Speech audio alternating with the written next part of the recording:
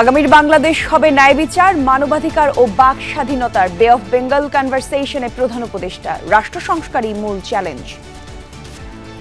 Voices that continue to push us all to build a future based on human rights, freedom of speech, justice and inclusion.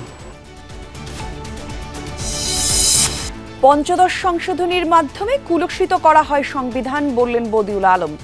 Sheikh হাসিনার কর্তৃত্ববাদী অনুঘটক, বিচার বিভাগ বলছে TIB. অবশ্যই কর্তৃত্ববাদ একটা চরম পর্যায়ে নিয়ে যাওয়া হয়েছে, করায়ত্ত করা হয়েছে, দলীয়করণ করা হয়েছে। মৌলিক কাঠামো পরিবর্তন করার কারো অধিকার নাই আমাদের সেই কনস্টিটিউয়েন্ট অ্যাসেম্বলি ছাড়া। তো এটা সম্পূর্ণ অসাংবিধানিক। আজিমপুরে অপহৃত শিশু জাইফা মধ্যরাতে উদ্ধার। বগুড়ায় মায়ের হত্যার ঘটনায় ছেলেকে জড়ানোতে কেউ দোষী হলে ব্যবস্থা, র্যাব জানালো। ছাত্র জনতার অভ্যুত্থানে হতাহতদের পাশে জুলাই স্মৃতি ফাউন্ডেশন। রংপুরের সহায়তার চেক তুলে দেয়া হলো ভুক্তভোগী পরিবারগুলোকে।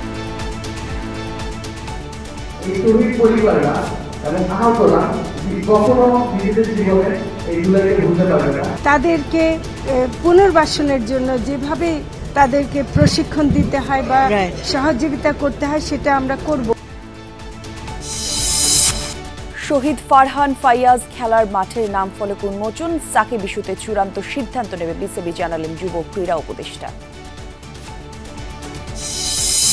বায়ুদূষণে বিপর্যস্ত পাকিস্তানের লাহোর ও মুলতান শহরের লকডাউন জারি করল সরকার। নিষিদ্ধ করা হয়েছে নির্মাণ কাজ, বন্ধ থাকবে সব শিক্ষা প্রতিষ্ঠান।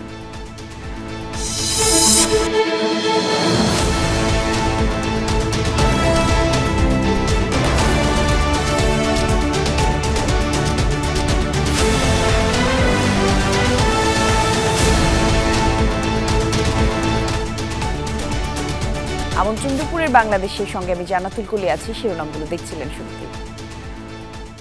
দলমত নির্বিশেষে ঐক্যবদ্ধ হয়ে কাজ করলে ইতিহাসের গতিপথ বদলে দেওয়া সম্ভব, এই মন্তব্য করেছেন প্রধান উপদেষ্টা ডক্টর মোহাম্মদ ইউনূস। আজ রাজধানীর একটি হোটেলে বে অফ বেঙ্গল কনভারসেশনের উদ্বোধনী অনুষ্ঠানে এই মন্তব্য করেন তিনি। অন্তর্বর্তী সরকারকে সহযোগিতার আহ্বান জানান প্রধান উপদেষ্টা। বলেন, ভবিষ্যৎ প্রজন্মের জন্য সদ্য স্বাধীন বাংলাদেশ হবে মানবাধিকার এবং ন্যায় বিচারের প্রতীক। বেসরকারি সংস্থা সেন্টার ফর গভর্নেন্স স্টাডিজ আয়োজিত আন্তর্জাতিক ভূ রাজনৈতিক সম্মেলন বাংলাদেশ অ্যাজ এ নেশন উদ্বোধনী বক্তব্যে বিশ্বের বিভিন্ন দেশ থেকে আগত অতিথিদের নতুন বাংলাদেশে স্বাগত জানান doctor Mohammad Yunus. I welcome our international guest to a freshly emerged country, calling herself New Bangladesh. নোবেলজয়ী ডক্টর মোহাম্মদ ইউনূস বলেন, 100 দিন আগে সদ্য জন্ম নেওয়া নতুন এই বাংলাদেশ গড়ার জন্য 1,500-এরও বেশি ছাত্র, শ্রমিক ও সাধারণ মানুষ জীবন দিয়েছেন। Nearly 20,000 were wounded.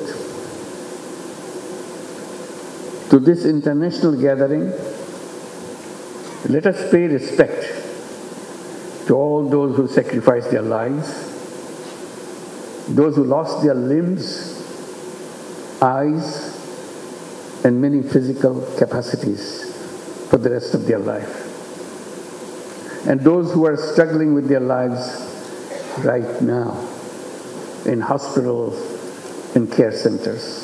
অন্তর্বর্তী সরকারকে সহযোগিতার আহ্বান জানিয়ে তিনি বলেন, ভবিষ্যৎ প্রজন্মের জন্য সদ্য স্বাধীন বাংলাদেশ হবে সকলের জন্য মানবাধিকার ও ন্যায় বিচারের প্রতীক।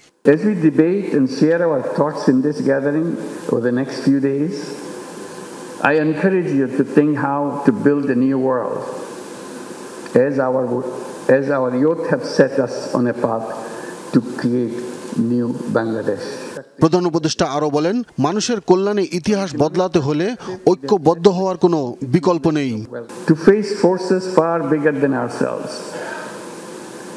but we also know that when we come together, when we work as one, we have the power to change the course of history, like we have done in Bangladesh 100 days back. Nothing is impossible for human beings. I repeat, nothing is impossible for human beings, if only we pursue it hard enough. সম্মেলনে ৮০টিরও বেশি দেশের ২০০ জনেরও বেশি আলোচক, ৩০০ জন প্রতিনিধি সহ ৮ শতাধিক গণ্যমান্য ব্যক্তি অংশ নিয়েছেন। Please don't forget to visit the spontaneous street art of Dhaka. This is your opportunity 100 days after the revolution.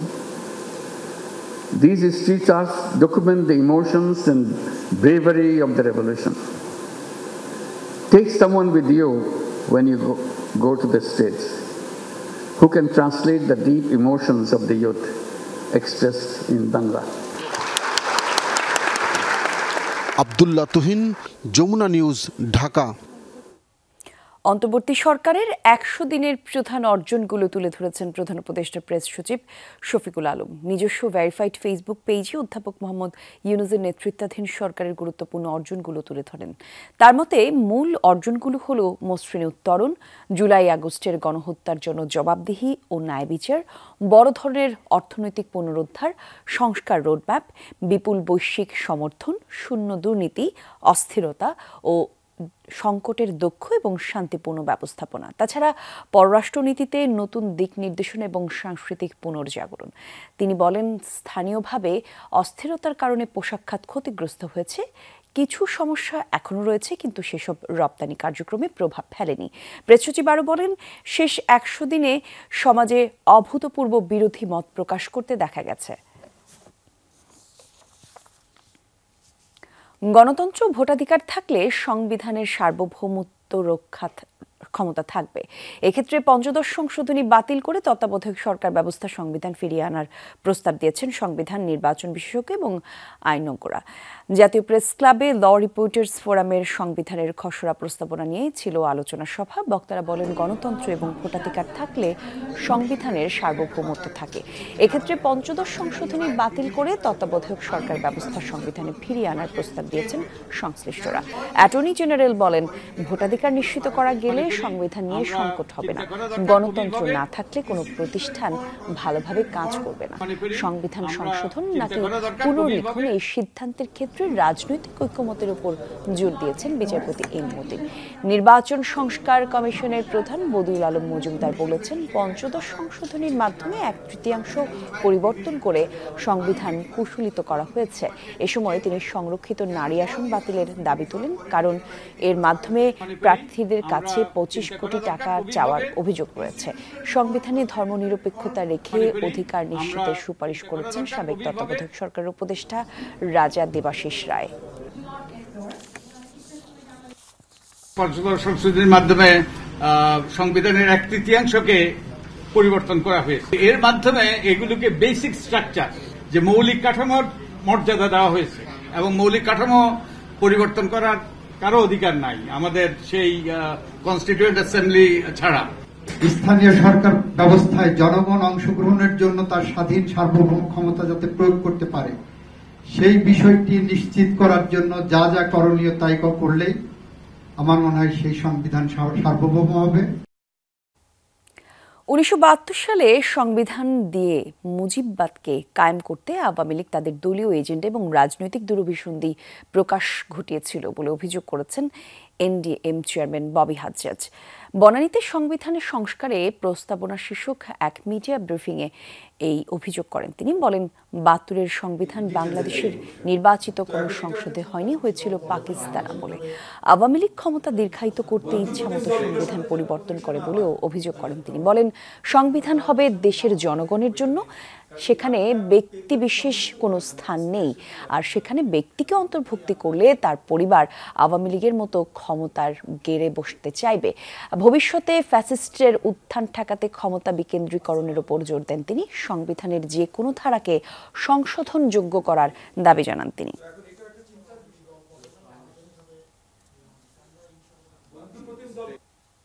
আমরা সংবিধানের আদর্শিক এবং কাঠামোগত সংস্কার চাই, তবে পরিষ্কার করে আবারও বলছি, সংবিধান সংস্কার, পরিবর্তন এবং পরিমার্জনের একমাত্র এখতিয়ার জনগণের ভোটে নির্বাচিত সংসদের। শেখ হাসিনার কর্তৃত্ববাদ প্রতিষ্ঠায় বিচার বিভাগ অনুঘটক হিসেবে কাজ করেছে মন্তব্য করেছেন টিআইবির নির্বাহী পরিচালক ডক্টর ইফতেখারুজ্জামান। সকালে টিআইবির আয়োজনে ছিল সুপ্রিম কোর্ট রিপোর্টার্স ফোরামের সদস্যদের এক কর্মশালা। সেখানেই তিনি বলেন, বিচার বিভাগ এবং গণমাধ্যমের স্বাধীনতা অঙ্গাঙ্গিভাবে জড়িত। বিচার বিভাগের সুফল পেতে রাজনৈতিক সংস্কার আসতে হবে। অনুষ্ঠানে সাংবাদিকদের বিরুদ্ধে আদালত অবমাননার মামলায় আইনি লড়াইয়ের পাশে থাকার ঘোষণা দেন অতিরিক্ত অ্যাটর্নি জেনারেল অনিক আর হক।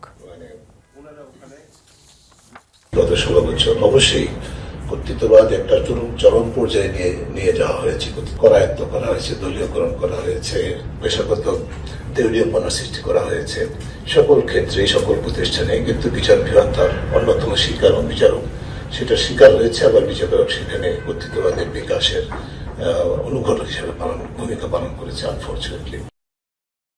রাজধানীর আজিমপুরে বাসায় ডাকাতির পর 8 মাস বয়সী শিশু জাইফাকে অপহরণের ঘটনায় 2 জনকে আটক করেছে র্যাব।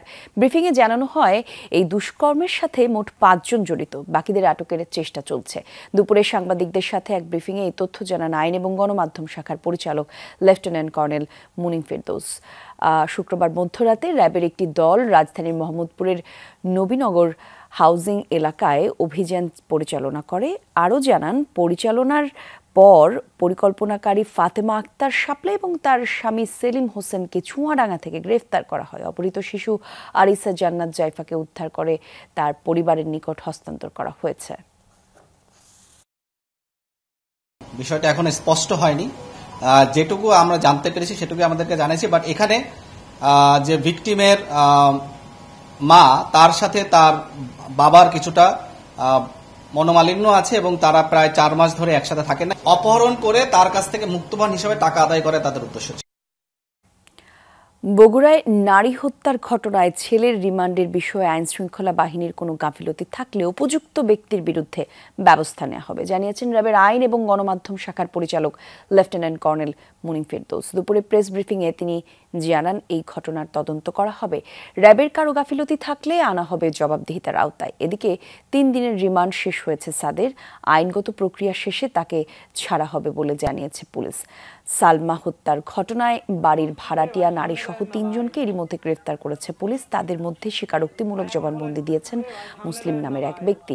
এদিকে বাকি 2 জন হচ্ছেন মাবিয়া এবং সুমন। 2 দিন করে রিমান্ডে আছেন তারা। এর আগে গেল মঙ্গলবার নিজ বাসার ডিপ ফ্রিজে পাওয়া যায় গৃহবধূ সালমার মরদেহ। বগুড়ার দুপচাচিয়া যে বিষয়টি, সেখানে মূলত এই ছেলের দেওয়া জবানবন্দি অনুযায়ী কিন্তু আমরা কাজ করেছি এবং তার স্পষ্ট জবানবন্দি ভিডিও ফুটেজ সহ আমাদের কাছে আছে। তিনি যখন কথা বলছিলেন এবং তিনি যখন এই জবানবন্দি দিচ্ছিলেন আমাদের কাছে, তার পাশের রুমে তার আত্মীয় স্বজন। আমাদের র্যাবের কোনো সদস্যের জন্য যদি কোনো ধরনের অভিযোগ বা কোনো ধরনের গাফিলতি পাওয়া যায়, আমরা অবশ্যই তার ব্যবস্থা নিব এবং আমরা তদন্ত সাপেক্ষে সে ধরনের ব্যবস্থা নেব। আমাদের কাছে যদি অভিযোগ আসে আমরা অবশ্যই এটাকে খতিয়ে দেখব। রংপুরে গণঅভ্যুত্থানে আহতদের পরিবারগুলোকে আর্থিক সহায়তা দিয়েছে জুলাই স্মৃতি শহীদ ফাউন্ডেশন।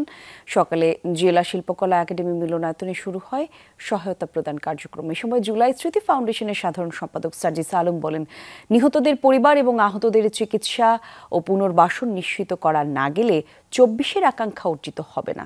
আর আহতদের চিকিৎসা এবং নিহতদের পরিবারের জন্য সব ধরনের সহযোগিতা উদ্যোগে নিয়েছে সরকার। অনুষ্ঠান শেষে রংপুর বিভাগে হতাহতদের পরিবারের কাছে চেক হস্তান্তর করা হয়।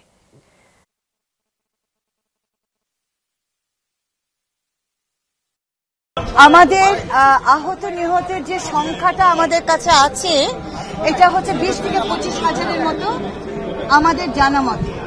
হতে পারে যে এটা তার চাইতেও বেশি। তাদেরকে দরকার হলে বিদেশ পাঠানো হবে, যাদের চিকিৎসা দেশে করা সম্ভব না, এবং তাদেরকে পুনর্বাসনের জন্য যেভাবে তাদেরকে প্রশিক্ষণ দিতে হয় বা সহযোগিতা করতে হয় সেটা আমরা করব। কারো 2 চোখ ক্ষতিগ্রস্ত, তো কেউ শরীরে বয়ে বেড়াচ্ছেন বুলেটের ক্ষত। মাদারীপুরে ছাত্র জনতার আন্দোলনে যোগ দিয়ে হামলায় আহত হয়েছেন অনেকেই। অর্থাভাবে ব্যাহত হচ্ছে অর্ধশত মানুষের চিকিৎসা। যাদের ত্যাগের বিনিময়ে এসেছে এত বড় পরিবর্তন, তাদের অনেকেই এখনো বিছানায় কাতরাচ্ছেন অসহ্য যন্ত্রণায়। মাদারীপুর চর মুগরিয়া কলেজের প্রথম বর্ষের ছাত্র শুভ ব্যাপারী। লেখাপড়ার পাশাপাশি পরিবারকে সাহায্য করতে বাবার চায়ের দোকানেও বসতেন শুভ। গণ অভ্যুত্থানের ডাকে সাড়া দিয়ে 18 জুলাই বৈষম্য বিরোধী আন্দোলনে যোগ দেয় এ তরুণ। সেদিন সারা শরীরের পাশাপাশি গুলি লাগে শুভর দু চোখেও। তারা উল্টা আমাদেরকে গুলি করে ফায়ার করে ওখান থেকে আমাদের ধাওয়ানোর চিন্তা ভাবনা করে। তখন আমরা পালাইতে পারবো কিভাবে ওইটা মাথায় ছিল না। তবে আমাদের সাথে যে মেয়ে শিক্ষার্থীগুলো ছিল ওদেরকে বাঁচাতে গিয়ে আজ আমার একটি চোখ নষ্ট হয়ে গেছে। একটা চোখ তার এই পর্যন্ত অন্ধ, তার পাশাপাশি আর একটা চোখও অন্ধর মতোই কম দেখে। আমি 2 লক্ষ টাকা দিয়ে আমার ছেলের ট্রিটমেন্ট করে আনছি, এখনো আমার ছেলে সুস্থ হয় নাই। আমি সরকারের সহযোগিতা চাই। একই দিন বিকেলে পুলিশ সুপারের কার্যালয়ের সামনে গুলিবিদ্ধ হন আরেক কলেজ ছাত্র সাফায়েত ইসলাম। আন্দোলনে যোগ দেওয়ার মূল্য এখনও শরীর জুড়ে। ছাত্ররা মিলে এই সাইড আন্দোলন শুরু করি, তারপরে যে প্রশাসনের লোকরা এসে আমাদের বাধা দেয়। আমরা আন্দোলন থামাইতে বলছিল, তাই আমরা আন্দোলন থামাই নাই, তারপর আমাদের উপরে গুলি মারছে। রিকশা চালক বাবা ও গৃহিণী মায়ের সাথে গোলাবাড়ির একটি ভাড়া বাসায় বাস স্কুল শিক্ষার্থী মানসুরার। আন্দোলন চলাকালীন প্রাইভেট পড়তে বাসা থেকে বের হলে গোলাগুলির মধ্যে পড়ে দুটি চোখই ক্ষতিগ্রস্ত হয় তার। পুলিশ আমার দেখেই গুলি শুরু করছে। আমি ঢুকে গেছি, এক সাইড আমার ভিতরে গেছে যা, আর এক সাইড বাইরে আসলো। তো একটা ছেলে আমার টান দিয়ে ঢুকাইছে, আর এই সাইডে সম্পূর্ণ শরীরেই আমার গুলি লাগছে। এমন আরও অনেকের আত্মত্যাগের মাধ্যমে দেশের এত বড় পট পরিবর্তন সম্ভব হয়েছে। এখনও যার ক্ষত বয়ে বেড়াচ্ছেন জেলার অর্ধশত মানুষ। তবে অর্থাভাবে ব্যাহত হচ্ছে অনেকেরই চিকিৎসা সেবা। মানুষকে গুলি লাগে, তারপরে বাসায় চলে যায়। তারপরে ঢাকায় যাওয়ার পরে আমার 2টা অপারেশন হয়েছে, আরও 2টা অপারেশন বাকি আছে আমার। তাদের যেন সুনির্দিষ্টভাবে চিকিৎসা করা হয় এবং তাদের শরীরে যেন গুলিগুলো বা আর যারা বিভিন্নভাবে আহত আছেন, ইনজুরিড অবস্থা আছেন, তাদের চিকিৎসা যেন প্রদান করা হয়। আহতদের যে কোনো সহায়তায় পাশে থাকার আশ্বাস পুলিশের। ছাত্র জনতার যে গণ অভ্যুত্থান সেই সংক্রান্তে আহত কেউ যদি কোনো ধরনের আইনি সহায়তা প্রয়োজন বোধ করেন, আমাদের কাছে আসলে আমরা তাদেরকে আইনি সহায়তা প্রদান করব। আন্দোলন দমাতে মাদারীপুরে সবচেয়ে বড় সহিংসতা হয় 18 ও 19 জুলাই। ঘটনার তদন্তে জেলা পুলিশের পক্ষ থেকে আলাদা 5টি কমিটি গঠন করা হয়েছে। হুমায়ুন রশিদ, যমুনা নিউজ। অন্তর্বর্তী সরকার এখন পর্যন্ত যা করেছে সবকিছুই এলোমেলো, এমনটা উল্লেখ করেন নাগরিক ঐক্যের সভাপতি মাহমুদুর রহমান মান্না। আর গণসংহতি আন্দোলনের প্রধান সমন্বয়ক জুনায়েদ সাকি বলেন, পশ্চিমাদের সামনে বাংলাদেশকে ব্যর্থ রাষ্ট্র হিসেবে উপস্থাপনের ষড়যন্ত্র করছে শেখ হাসিনা ও ভারত। প্রেস ক্লাবে গণ অভ্যুত্থান এবং প্রবাসীদের ভূমিকা নিয়ে আলোচনা সভা ছিল। সেখানে বক্তারা জানান, ভোটের আগে সব সংস্কারও করা যাবে না, পাশাপাশি যেসব কমিশন গঠন করা হয়েছে সেগুলো সংস্কার করার মতো দক্ষ বিশেষজ্ঞ নেই। এদিকে জাতীয় ঐক্যমতের ছাড়া কোনো সংস্কার চাপিয়ে দেওয়া যাবে না উল্লেখ করেন মান্না। দাবি দ্রুত দেয়া হোক গ্রহণযোগ্য নির্বাচন। আহতদের চিকিৎসা করাতে পারছে না সরকার, এসব বিষয়ে দায়ীদের খুঁজে বের করে শাস্তি দেওয়ার আহ্বান জানান জুনায়েদ সাকি। বলতাম যে আমরা তো এখানে নানা ধরনের সংকট চাপের মধ্যে একটা কনফ্লিক্ট হয়েছে। আমি ভেবেছিলাম যে এই সরকার এখন পর্যন্ত যা যা করছেন সেগুলো সবই মনে হচ্ছে এলোমেলো। সংস্কার যে করবেন 10টা কমিশন করেছেন, 10টা কমিশনের দরকার আছে এরকমও না। এই রাষ্ট্র নির্মাণের লড়াইয়ে আমাদেরকে জয়ী হতেই হবে। এটা আমাদের জন্য, বাংলাদেশের জনগণের জন্য, বাংলাদেশের জন্য অস্তিত্বের প্রশ্ন। বাংলাদেশ মানসিক স্বাস্থ্য নিয়ে সচেতনতা আরও বাড়ানো প্রয়োজন, এই মন্তব্য করেছেন প্রাথমিক এবং গণশিক্ষা উপদেষ্টা ডাক্তার বিধান রঞ্জন রায়। সকালে টিএসসিতে বাংলাদেশ সাইকোমেট্রিক সোসাইটি BPS আয়োজিত দ্বিতীয় সম্মেলনে এসব কথা বলেন তিনি। গণশিক্ষা উপদেষ্টা আরও বলেন, দেশে সাইকোমেট্রিক পরীক্ষার জন্য যথাযথ প্রযুক্তি বা যন্ত্রপাতি নেই। কোনো IQ টেস্টও এখনও প্রবর্তন করা যায়নি বাংলাদেশে। অথচ মানসিক স্বাস্থ্য সম্পর্কে প্রতিটি মানুষেরই সচেতন থাকা দরকার, এমনটাই জানান তিনি। ডাক্তার বিধান রঞ্জন বলেন, দেশে সাইকোমেট্রিক কাউন্সেলিং এবং এর বিষয়ে সচেতনতা তৈরি হয়েছে, যা আরও বৃদ্ধি করতে হবে। প্রাথমিক শিক্ষক নিয়োগের ক্ষেত্রেও এই বিষয়ে প্রয়োজন টেস্টের, এবং এমনটাই মনে করেন তিনি। অবশ্য সবকিছু আগে বাংলাদেশের জন্য উপযোগী সাইকোমেট্রিক টেস্ট ব্যবস্থা গড়ে তোলা জরুরি, এমনটা বলেন তিনি। সাইকোমেট্রিক টেস্টগুলো যথেষ্ট নির্ভরযোগ্য হওয়া দরকার, যেন যারা অ্যাপ্লাই করেন তারা একবার অ্যাপ্লাই করলে দ্বিতীয়বার উৎসাহী হন যে না আসলে এটা খুব কাজের। দেশের উপযোগী করে টেস্ট ডেভেলপমেন্ট করা, আর আরেক দিক দিয়ে হচ্ছে মানুষকে অ্যাওয়্যার করা যে আসলেই আমাদের এই টেস্টগুলোর অ্যাপ্লিকেবিলিটি কোথায় এবং করা দরকার। দীর্ঘ এক যুগ পর দেশে ফিরেই জিয়াউর রহমানের সমাধিতে শ্রদ্ধা নিবেদন করলেন নিউ ইয়র্ক বিএনপির সভাপতি হাবিবুর রহমান সেলিম রেজা। দুপুরে ফাতিহা পাঠ এবং পুষ্পস্তবক অর্পণ করেন সমাধিতে। এ সময় বিএনপি চেয়ারপারসনের উপদেষ্টা আব্দুস সালাম বলেন, অবিলম্বে জাতীয় নির্বাচন দিয়ে দেশে গণতন্ত্র প্রতিষ্ঠা করতে হবে। প্রবাসীরা কষ্ট করে দেশে টাকা পাঠায়, আর সেই টাকা আওয়ামী লীগের স্বৈরাচারী দোসররা বিদেশে পাচার করেছে। এই অপরাধে জড়িত সবাইকে আইনের আওতায় আনার দাবি জানান তিনি। এ সময় নিউ ইয়র্ক বিএনপির সভাপতি সেলিম রেজা বলেন, এখনও স্বৈরাচারের দোসররা নানা ষড়যন্ত্র করছে, আর তাই গণতন্ত্র ফিরিয়ে আনতে বিএনপির ভারপ্রাপ্ত চেয়ারম্যান তারেক রহমানের নির্দেশ মতো সবাইকে ঐক্যবদ্ধভাবে কাজ করতে হবে। স্বৈরাচার হাসিনার বিরুদ্ধে যেভাবে আন্দোলন সংগ্রামে বিদেশে করেছি, এভাবে যেন আমি দেশের গণতন্ত্রকামী মানুষের জন্য আজীবন লড়াই করে যেতে পারি, এবং আমি এই লড়াই অব্যাহত থাকবে। ব্যাংক খালি করেছে, তাদেরকে এখন পর্যন্ত আইনের আওতায় আনা হয় নাই। তাই আমরা বলবো দ্রুত এই সমস্ত ব্যবস্থা গ্রহণ করে আপনারা অনতিবিলম্বে জাতীয় নির্বাচনের ব্যবস্থা করুন। ইনশাল্লাহ আগামীতে এই দেশে গণতন্ত্র প্রতিষ্ঠিত হবে। বর্ষা পেরিয়ে হেমন্তেও জলাবদ্ধতায় নাকাল ফরিদপুরের বোয়ালমারী পৌরসভার কয়েক হাজার মানুষ। অপরিকল্পিত ড্রেনেজ ব্যবস্থা, জলাধার ও খাল ভরাট করে বাসাবাড়ি নির্মাণে বাধাগ্রস্ত হচ্ছে স্বাভাবিক পানি প্রবাহ। বছরের অর্ধেক সময় জলাবদ্ধতা থাকায় নারী এবং শিশুদের নিয়ে বাড়ছে উৎকণ্ঠা। ফরিদপুরের বোয়ালমারী পৌরসভার চিত্র এটি। প্রায় ৩ মাস আগের ভারী বর্ষণে সৃষ্ট জলাবদ্ধতায় এখনো ডুবে আছে রাস্তাঘাট, বাসাবাড়ি। দুর্ভোগে দিন কাটাচ্ছেন স্থানীয়রা। পৌরসভা গঠনের পর থেকে আর সংস্কার হয়নি ড্রেনেজ ব্যবস্থার। এছাড়া দখল দূষণে বেহাল দশা খালগুলোর। এতে বছরের অর্ধেক সময় জলাবদ্ধ থাকায় বাড়ছে মশার উপদ্রব সহ নানা রোগবালাই। ছেলেমেয়ে চলতে পারে না, স্কুলে যেতে পারে না, এরকম চলা যায়। পানি এভাবেই রয়েছে, পানি শুকাবে রোদ্দুরে, তাই পানি যাওয়ার কোনো ব্যবস্থা নাই আমাদের এই জায়গায়। ড্রেনটা আছে, এটা সাইডের জমিন ছাড়া উঁচু, এখান দিয়ে কোনো পানিও যায় না। আমাদের ঘরে পানি উঠে গেছে, আমরা স্কুলে যাই যে সময় জামা কাপড় হাতে নিয়ে রোডের পর পরে তারপর স্কুলে যাই, আবার স্কুলে এসে জামা কাপড় খুলে ঘরে নেয়। সরকারি জায়গায় মালিকানা দখল হয়েছে, এইগুলো উচ্ছেদ করে প্রশাসনিক দায়িত্ব এখন আছে ইউনো মহোদয়, তিনি পারমাত্র এটা সমাধান করতে।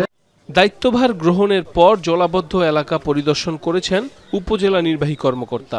তবে অপরিকল্পিত ঘরবাড়ি নির্মাণ, ব্যক্তি মালিকানাধীন জমির মধ্য দিয়ে ড্রেনেজ ব্যবস্থা নির্মাণে অনাপত্তিপত্র না দেয়ায় সমস্যার সমাধান হয়নি বলে দাবি পৌর প্রশাসকের।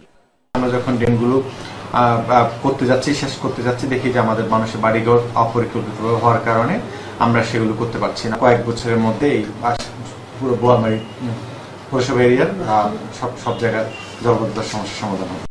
জলাবদ্ধতা নিরসনে টেকসই ড্রেনেজ ব্যবস্থা সহ নগরায়ন গড়তে স্থায়ী পরিকল্পনা বাস্তবায়নের দাবি পৌরবাসীর। সাইফ আহমেদ, যমুনা নিউজ। দুই ছেলেকে হত্যার পর বাবার আত্মহত্যার চেষ্টা, ঘটনা রাজধানীর পল্লবীতে। এই ঘটনাস্থলে আছেন আমাদের সহকর্মী রাব্বি সিদ্দিকী, সরাসরি তার কাছে যাচ্ছি। রাব্বি, একটু জানাবেন এই হত্যাকাণ্ডের বিষয়ে এখন পর্যন্ত কি কি তথ্য পেলেন, একটু বিস্তারিত জানাবেন আমাদের।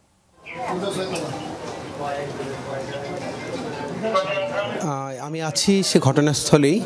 এই ঘটনাস্থলে পুলিশের সদস্যরাও এসেছেন, আরও অন্যান্য যে সংস্থাগুলো কাজ করে এরকম একটা ঘটনা ঘটার পর সবাই এখানে এসেছেন, এবং স্পটেই কিন্তু দুই শিশু বাচ্চার মা আছেন, তারপরে তাদের নানা আছেন, এবং নানা ঘটনাটি দেখেছেনও। মা তখন কাজে ছিল। এই বাসাতেই, এই রুমেই দুই সন্তানকে হত্যার পর বাবা আত্মহত্যার চেষ্টা করে। এখানে আইনশৃঙ্খলা বাহিনীর সদস্য আছেন। আমরা একটু ওসি তদন্ত পল্লবী থানা, তার কাছ থেকে এই ঘটনার একটু বিস্তারিত জানার চেষ্টা করব। আদিল হোসেন, একটু যদি বলতেন যে আপনি কি জানা গেল, কেন এই হত্যা? আমরা 10:30টার দিকে সংবাদ পাই, 999 থেকে একটা কল আসে। এছাড়াও আমাদের থানা মোবাইলে কল আসে যে পল্লবী থানার দিন বাইগারটেক নামক স্থানে ব্যাপারী মার্কেটের পাশে এখানে একজন তার ছেলেকে 2 জনকে জবাই করে নিজেও আত্মহত্যা করেছে। সংবাদ পাওয়ার পর আমরা ঘটনাস্থলে আমাদের টিম কিলো 7393 এবং স্ট্যান্ড বাই যে পার্টি আছে নিয়ে আমি ঘটনাস্থলে আসি।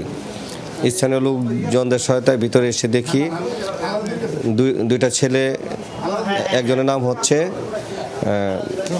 রোহান বয়স 7 আর আরেকজনের হচ্ছে মুসা বয়স 3। সে রক্তাক্ত অবস্থায় গলা কাটা অবস্থায় পড়ে আছে এবং তাদের যে বাবা সে আব্দুল আহাদ মোল্লা সেও গলা কাটা অবস্থায় রক্তাক্ত অবস্থায় পড়ে আছে, কিন্তু আহাদ মোল্লার মুখ দিয়ে লালা বেরোচ্ছিল এবং হার্টবিট চলতেছিল, সে জীবিত ছিল। সে জীবিত আছে বিদায় এবং তার শব্দ হচ্ছিল, গুংরানির শব্দ হচ্ছিল। কি বাবা কি বেঁচে আছেন? বাবা কি হাসপাতালে?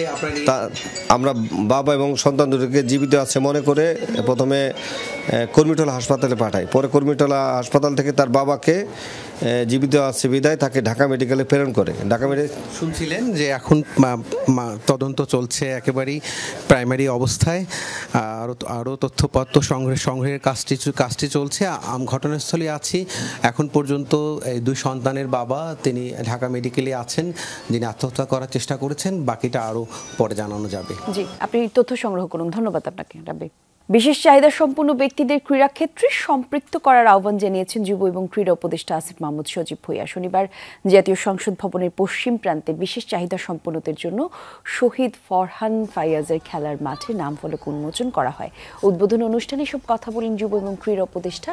বৈশ্বিক টুর্নামেন্টগুলোতে অংশ নেওয়ার লক্ষ্য ফেডারেশনগুলোকে আলাদাভাবে দল তৈরির তাগিদ দেন তিনি। দেশের প্রতিটি জেলা স্টেডিয়াম জুলাই বিপ্লবী শহীদদের নামে নামকরণ করার কথাও বলেন উপদেষ্টা। পাশাপাশি অভ্যুত্থানে শহীদদের পাঠ্যপুস্তকে অন্তর্ভুক্ত করার আশ্বাস দেন আসিফ মাহমুদ। এ সময় সাকিব ইস্যুতে প্রশ্ন করা হলে তিনি জানান এ বিষয়ে চূড়ান্ত সিদ্ধান্ত নেবে বিসিবি। শহীদ ফারহান ফাইয়াজ খেলার মাঠ আপনারা জানেন কুষ্টিয়ার যে জেলা স্টেডিয়াম আছে সেটার নাম আমরা আবরার ফাহাদ স্টেডিয়াম করেছি। ইতিমধ্যেই আমাদের প্রত্যেকটি ফেডারেশনকে নির্দেশনা দিয়েছি যেন তাদের একটা পার্ট থাকে, বিশেষ চাহিদা সম্পন্ন খেলোয়াড়দের একটা টিম থাকে। আপনারা জানেন বিসিবির অলরেডি একটা ক্রিকেট টিম আছে। প্রাচীনতম উৎসব নবান্ন। হেমন্তে নতুন ধান ঘরে তোলার তোড়জোড় চলে গ্রাম বাংলায়। সাংস্কৃতিক এই অবিচ্ছেদ্য অংশের রং লেগেছে রাজধানীতেও। সকালে ঢাকা বিশ্ববিদ্যালয়ের চারুকলা প্রাঙ্গণের বকুলতলায় শুরু হয় নবান্ন উৎসব 1431। নাচ, একক, দলীয় সঙ্গীত আর কবিতা আবৃত্তির মাধ্যমে চলে নবান্নর বরণ। এ সময় 1000 বছরের এই ঐতিহ্য রক্ষার আহ্বান ছিল আগতদের কণ্ঠে। পহেলা অগ্রহায়ণ আজ ঢাকা বিশ্ববিদ্যালয়ের চারুকলা প্রাঙ্গণের বকুলতলায় শুরু হয় নবান্ন বরণ। সকালে তাই রাজধানীর বুকেও নবান্ন উৎসব 1431 উদযাপনের ঘটা। এরপর একে একে একক ও দলীয় নৃত্য পরিবেশনা, গান ও আবৃত্তি। গানের তালে তালে উঠে আসে 100 বছর পুরনো এই ঐতিহ্যের মাহাত্ম্য। ছিল নানা স্বাদের পিঠাপুলি চেখে দেখারও আয়োজন। আরো কিছু নাম বলি।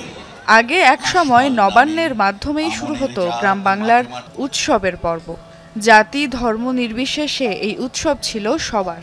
গ্রামে গ্রামে বসত মেলা, নতুন চালের গোড়া দিয়ে পিঠাপুলি তৈরির ধুম।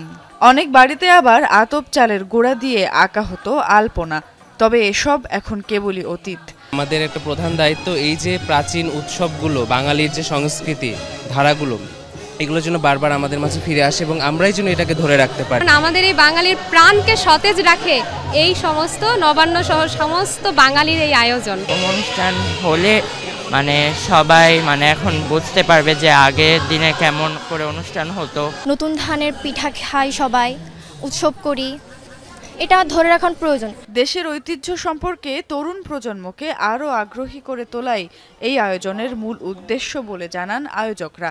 সেই সাথে 1000 বছরের সংস্কৃতিকে ধরে রাখতে সরকারি পদক্ষেপেরও তাগিদ দেন তারা। এই ধরনের শেকড় সন্ধানী উৎসবগুলো যত বেশি করে আয়োজন হবে, তত বেশি করে মুক্তিযুদ্ধ যে বাংলাদেশ অসাম্প্রদায়িক, ধর্ম, বর্ণ, গোত্র নির্বিশেষে সবার বাংলাদেশ যেটি এখন বলা হচ্ছে, সেই সবার বাংলাদেশ, সাম্যের বাংলাদেশ প্রতিষ্ঠায় আমরা এই ধরনের অনুষ্ঠানগুলো এগিয়ে যেতে পারবো। 2 পর্বের এই নবান্ন আয়োজনের প্রথম অংশ শেষ হয় সকাল 10টায়। এরপর বিকাল 3টা থেকে শুরু হয়ে চলবে রাত 8টা পর্যন্ত। বাড়ি বাড়ি পিঠাপুলির আয়োজন, নবান্নের আমেজ এসবই দিন দিন ফ্যাকাশে হয়ে যাচ্ছে। ভবিষ্যৎ প্রজন্ম হয়তো বাঙালির এই প্রাচীনতম সংস্কৃতির কথা জানবে বইয়ের পাতায় কিংবা লোকমুখে। জাতিগত সত্তা টিকিয়ে রাখার জন্য বাঙালির নিজস্ব এই সংস্কৃতিকে চর্চা এবং তা ধরে রাখা অত্যন্ত জরুরি। সুমাইয়া ঐশী, যমুনা নিউজ, ঢাকা। মৌলভীবাজারের কমলগঞ্জে অনুষ্ঠিত হলো মণিপুরী সম্প্রদায়ের মহারাসলীলা। শুক্রবার থেকে শুরু হওয়া বর্ণিল আয়োজন শেষ হয় আজ ভোরে। রাসনৃত্যের বর্ণিল আয়োজন দেখতে ভিড় জমান দেশি বিদেশি হাজারো মানুষ। রাতভর চাঁদের মায়াবী আলো, নান্দনিক সাজে মণিপুরী তরুণীরা, সাথে মন্ত্রমুগ্ধ নৃত্য। নাচের সাথে বাজছে নুপুরের কঙ্কন, বাজছে শঙ্খধ্বনি।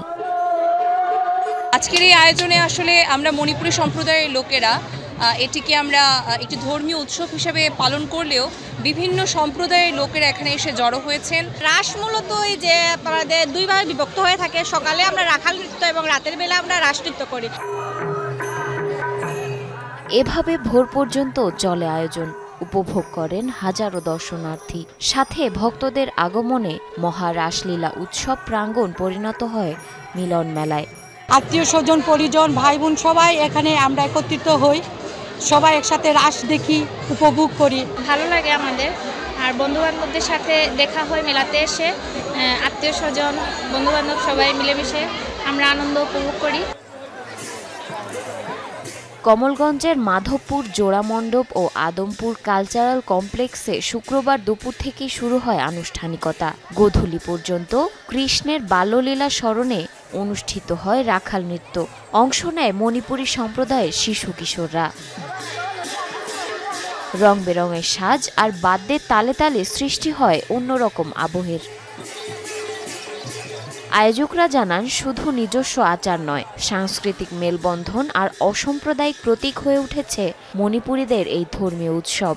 সরকারকে আন্তরিকভাবে ধন্যবাদ এবং কৃতজ্ঞতা, কারণ আমরা এটি সুন্দর এবং সাবলীল একটি উৎসব সবাইকে নিয়ে, জাতি, ধর্ম, বর্ণ নির্বিশেষে সকলকে নিয়ে আমরা সম্পন্ন করতে পেরেছি। কথিত আছে, মণিপুরী মহারাজা ভাগ্যচন্দ্র সিংহ 1779 সাল থেকে রাস উৎসবের প্রচলন শুরু করেন। এরপর থেকেই প্রতি বছর কার্তিকের পূর্ণিমা তিথিতে এ আয়োজন করা হয়। জারিন অর্নি, যমুনা নিউজ। বায়ু দূষণে বিপর্যস্ত পাকিস্তানের পাঞ্জাব প্রদেশের লাহোর এবং মুলতান শহরে লকডাউন জারি করেছে স্থানীয় সরকার। শুক্রবার থেকে শুরু হওয়া 10 দিনের এই লকডাউন চলবে শনিবার পর্যন্ত। এ সময় নিষিদ্ধ করা হয়েছে সব ধরনের নির্মাণ কাজ, বন্ধ রাখা হয়েছে শিক্ষা প্রতিষ্ঠান, চলছে অনলাইনে পাঠদান। বিশ্বের সবচেয়ে দূষিত শহরের তালিকায় শীর্ষ অবস্থান লাহোর। ভয়াবহ দূষণে বিপর্যস্ত মুলতানের জনজীবন। সম্প্রতি 2 দফায় মুলতানের AQI সূচক 2000 ছাড়িয়েছে। এমন পরিস্থিতিতে বৃষ্টির আশায় শুক্রবার পাঞ্জাবের 6 শতাধিক মসজিদে বিশেষ নামাজ আদায় করা হয়। পাঞ্জাবের ধর্ম বিষয়ক বিভাগের আহ্বানে নামাজ এবং ইস্তিকায় অংশ নেন শত শত মুসল্লি। বিদ্রোহী নেতা থেকে প্রেসিডেন্ট বনে যাওয়ায় অনুঠা কুমারা দিশানায়েকের তৈরি করলেন ইতিহাস। শ্রীলঙ্কায় আগাম পার্লামেন্ট নির্বাচনে ঐতিহাসিক জয় তার দল NPPর। এর আগের নির্বাচনে মাত্র 3টি আসন পাওয়া বামপন্থী প্রেসিডেন্টের দল এবার পেল নিরঙ্কুশ বিজয়। এক সময়ে দেউলিয়া হয়ে যাওয়ায় লঙ্কানরা দেশে যে আমূল পরিবর্তনের স্বপ্ন দেখছে, আরও একবার যেন তারই বহিঃপ্রকাশ ঘটল ব্যালটে। এমন উত্থানের গল্প কি কল্পকাহিনীতেও দেখা মেলে? গেল সেপ্টেম্বরেই প্রথম বামপন্থী নেতা হিসেবে শ্রীলঙ্কার প্রেসিডেন্ট হয়ে ইতিহাস গড়েছিলেন অনুরা কুমার দিশানায়েকে। এবার তার দল গড়ল দেশটির পার্লামেন্ট নির্বাচনে সবচেয়ে বড় জয়ের রেকর্ড। আইনসভার 225 আসনের মধ্যে 159টিতে জিতে নিরঙ্কুশ সংখ্যাগরিষ্ঠতা পেয়েছে বামপন্থী দল NPP। অথচ গত সরকারে পার্লামেন্টে মোটে 3টি আসন ছিল তাদের। মোট ভোটের 62% পেয়েছে দলটি। প্রতিদ্বন্দ্বী প্রার্থী সাজিদ পেমাদাসার দলের পকেটে গেছে মাত্র 40 আসন। বিশ্লেষকরা বলছেন, বছর দুয়েক আগে দেউলিয়া হয়ে পড়া শ্রীলঙ্কার জনগণ যে পরিবর্তন চায় সেটাই আরও একবার স্পষ্ট হয়েছে ভোটের ফলাফলে। 2022 সালে অর্থনৈতিক বিপর্যয়ের জেরে ক্ষমতাচ্যুত হওয়া রাজাপাকসে পরিবারকে রাজনীতি থেকে অনেকটা ছুঁড়েই ফেলে দিয়েছে লঙ্কানরা। 10 বছরেরও বেশি সময় ধরে লঙ্কা শাসন করা রাজাপাকসেদের দল এবার পেয়েছে মাত্র 3টি আসন। এবারের পার্লামেন্ট নির্বাচনে তুলনামূলকভাবে ভোটার উপস্থিতি বেশি ছিল। তার চেয়েও গুরুত্বপূর্ণ বিষয় হচ্ছে শান্তিপূর্ণ একটি নির্বাচন অনুষ্ঠিত হয়েছে। লোকেরা স্বাধীনভাবে ভোট কেন্দ্রে যেতে এবং সিদ্ধান্ত নিতে পেরেছে। যেভাবে জয় পেল প্রেসিডেন্টের দল, তাতে এটি স্পষ্ট যে জনগণ পরিবর্তন চায়। বিপর্যস্ত বিশৃঙ্খল শ্রীলঙ্কায় দুর্নীতি বিরোধী কঠোর অবস্থান আর দরিদ্র বান্ধব নীতির কারণে মূলত নজর কাড়েন অনুরা কুমারা। সরকার বিরোধী থাকাকালে প্রেসিডেন্টের একচ্ছত্র ক্ষমতা কমানোর পক্ষেও সরব ছিলেন তিনি। প্রেসিডেন্ট হিসেবে নিজের অবস্থান পাকাপোক্ত করতে 1 বছর আগেই আগাম নির্বাচনের ডাক দেন দিশানায়কে। সেই লক্ষ্য পূরণ হওয়ায় এখন প্রত্যাশা বেড়েছে সাধারণ লঙ্কানদেরও। আমি এমন এক দেশ চাই যেখানে কোনো দুর্নীতি থাকবে না, মানুষ ইচ্ছে মতো তার কাজ করতে পারবে, সব ধর্ম বর্ণের মানুষের প্রতি সবাই সম্মান দেখাবে, এমন দেশের স্বপ্ন দেখছি। নির্বাচনে যে ফলাফল হয়েছে তা প্রত্যাশিতই ছিল। মানুষ পরিবর্তন চেয়েছিল, তাই পরিবর্তনের পক্ষে ভোট দিয়েছে। এখন তাদের প্রত্যাশা পূরণের দায়িত্ব সরকারের। 37 বছরের রাজনৈতিক জীবনে কখনোই খুব বেশি আলোচনায় ছিলেন না দিশানায়কে। 2022 সালে সরকার বিরোধী বিক্ষোভে সক্রিয় ভূমিকার মধ্য দিয়ে লাইমলাইটে আসে তার দল এনপিপি। সেই আন্দোলনের জেরেই প্রেসিডেন্ট ও প্রধানমন্ত্রী পদ ছেড়ে দেশ ছেড়ে পালাতে বাধ্য হন দুই ভাই গোতাবায়া রাজাপাকসে ও মাহিন্দা রাজাপাকসে। রাজনৈতিক অস্থিরতার প্রায় 2 বছর পর গত সেপ্টেম্বরে অনুষ্ঠিত হয় দেশটির প্রেসিডেন্ট নির্বাচন। মোস্তফা মাহমুদ, যমুনা নিউজ। শেষ সাথে থাকা খাবার ও পানি বন্ধ, বাইরে থেকে সরবরাহ, কিন্তু স্বর্ণখনির বাইরেই কড়া প্রহরায় পুলিশ। বের হলেই পড়তে হবে হাতকড়া, যেতে হবে কারাগারে। তাই দক্ষিণ আফ্রিকার পরিত্যক্ত খনিতে দিনের পর দিন কাটাচ্ছেন 4000-এর বেশি অবৈধ শ্রমিক। বাধ্য হয়ে খাচ্ছেন টুথপেস্ট আর ভিনেগার। দক্ষিণ আফ্রিকার উত্তর পশ্চিমাঞ্চলে পরিত্যক্ত খনিটির অবস্থান। ভূমি থেকে 2 কিলোমিটার গভীরে স্বর্ণের খোঁজে প্রবেশ করে 4000-এরও বেশি অনিবন্ধিত শ্রমিক, যাদের বেশিরভাগই অবৈধ অভিবাসী। বেআইনিভাবে স্বর্ণ উত্তোলন করতে গেলে খবর পেয়ে যায় পুলিশ, ঘিরে ধরে খনিমুখ। তবে আটকে পড়াদের কাছে ভারী অস্ত্র থাকতে পারে এমন শঙ্কায় ভেতরে প্রবেশ করতে চায়নি পুলিশ। এবার তৈরি হয় আরেক গোলযোগ। গ্রেফতারের ভয়ে খনি থেকে বের হতে চায়নি শ্রমিকরা। আটকে পড়াদের বিরুদ্ধে কঠোর অবস্থানে যাওয়ার সিদ্ধান্ত নেয় দক্ষিণ আফ্রিকা প্রশাসন। বন্ধ করে দেয়া হয় খাদ্য পানি সরবরাহ। মজুদ খাবার শেষ হয়ে যাওয়ায় জীবন বাঁচাতে ভিনেগার আর টুথপেস্ট খাচ্ছে খনি শ্রমিকরা। ধারণা করা হচ্ছে খাদ্যাভাবে দুর্বল হয়ে পড়ায় খনি থেকে বের হওয়ার মতো শারীরিক সক্ষমতাও হারিয়েছে অনেকেই। এমন অবস্থায় ক্ষোভ প্রকাশ করেছে শ্রমিকদের স্বজনেরা। আমার পরিবারের 4 জন এখানে আটকে পড়েছেন। তারা বেঁচে আছে নাকি মারা গেছে কিছুই বলতে পারছি না। শুনতে পাচ্ছি ভেতরে অনেকেই প্রাণ হারিয়েছে। তারাও তো বাবা মা, তাদেরও তো সন্তান আছে। তাদের সন্তানেরা মাটির নিচে আটকা পড়লে, ক্ষুধায় মরলে কেমন লাগবে? যদিও প্রশাসনের এমন সিদ্ধান্তের সমালোচনা করছে মানবাধিকার সংস্থাগুলো। চাপে পড়ে অবস্থান পাল্টানোর কথা জানিয়েছে কর্তৃপক্ষ। খনিতে যারা আটকা পড়েছেন তাদের উদ্ধারের বিষয়টি গুরুত্বের সাথে দেখছি। এখন পর্যন্ত আমাদের কেউই ভেতরে প্রবেশ করতে পারেননি, তাই সঠিকভাবে পরিস্থিতির মূল্যায়ন করা যাচ্ছে না। শ্রমিকরা দীর্ঘ সময় আটকে থাকলে পরিস্থিতি আরও বিপজ্জনক হতে পারে। পরিত্যক্ত খনি থেকে জীবনের ঝুঁকি নিয়ে স্বর্ণ কিংবা হীরা উত্তোলনের অবৈধ প্রচেষ্টা দক্ষিণ আফ্রিকায় প্রায় নিয়মিত ঘটনা। 1 সপ্তাহ ধরে অনিবন্ধিত খনি শ্রমিকদের বিরুদ্ধে বড়সড় অভিযান চলছে দেশটির পুলিশের। অনিক রহমান, যমুনা নিউজ। এই ছিল দুপুরের বাংলাদেশের আয়োজনে। এতক্ষণ সাথে থাকার জন্য ধন্যবাদ সবাইকে।